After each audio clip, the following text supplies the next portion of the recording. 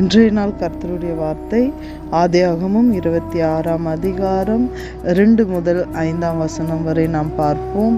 கர்த்தர் ஈசாக்குக்கு தரிசனமாகி, நீ எகிப்துக்கு போகாமல் நான் உனக்கு சொல்லும் தேசத்திலே குடியிரு, இந்த தேசத்திலே வாசம் பண்ணு, நான் உங்களோடு கூட இருந்து உன்னை ஆசீர்வதிப்பேன், நான் உனக்கும் உன் சந்ததிக்கும் இந்த தேசங்கள் யாவையும் தந்து உன் தகப்பனாகிய ஆபிரகாமுக்கு நான் இட்ட ஆணையின்படி நிறைவேற்றுவேன் என்று ஆண்டவராகிய இயேசு கிறிஸ்து அந்நாளிலே ஈசாக்கை ஆசீர்வதிக்கிறதை நாம் பார்க்கிறோம். தேவ பிள்ளைகளே, முற்பிதாக்களுக்கு சொன்ன வாக்குத்தத்தங்கள், நம் வாழ்க்கையில சொன்ன வாக்குத்தத்தங்கள், நமக்கும் நம் ஜெனரேஷனையும் அவர் ஆசீர்வதிக்க அவர் வல்லவராயிருக்கிறார்.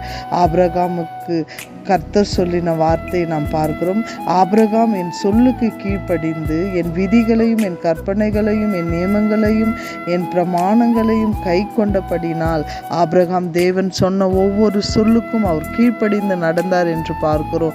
தேவன் சொன்ன வார்த்தைக்கு அவர் கீழ்ப்படிந்ததுனால ஆண்டவர் ஆபிரகாமை ஆசீர்வதித்து வானத்தின் நட்சத்திரத்தை போலும் கடல் மணலை போலும் அவர் சந்ததி ஆசீர்வதிப்பேன் என்று வாக்கு பண்ணின தேவன் அதை அப்படியே ஈசாக்கோட வாழ்க்கையிலும் யாக்கோபோட வாழ்க்கையிலும் யோசேப்பின் வாழ்க்கையிலும் இந்நாள் வரையிலும் தேவனை விசுவாசிக்கிற நாம் எல்லாருமே ஆபிரகாமுடைய சந்ததியாக தான் இருக்கிறோம். ஸோ அவர்களை ஆசீர்வதித்த தேவன் நம்மளையும் ஆசீர்வதிக்க வல்லவராய் இருக்கிறார். தேவ பிள்ளைகளே, இந்த நாள் தேவன் நம்ம ஒவ்வொருவரையும் அவர் ஆசீர்வாதத்தின்படியும் அவர் திட்டத்தின்படியும் நடத்துவதற்காக நாம் நம்மை அர்ப்பணித்து ஈசாக்கை போல யாக்கோபை போல ஆபிரகாமை போல நம் தேவனுக்கு கீழ்ப்படிகிறவர்களா இருக்கும்பொழுது ஒவ்வொரு நாளும் நமக்கு ஆசீர்வாதத்தின் நாளாக இருக்கும்.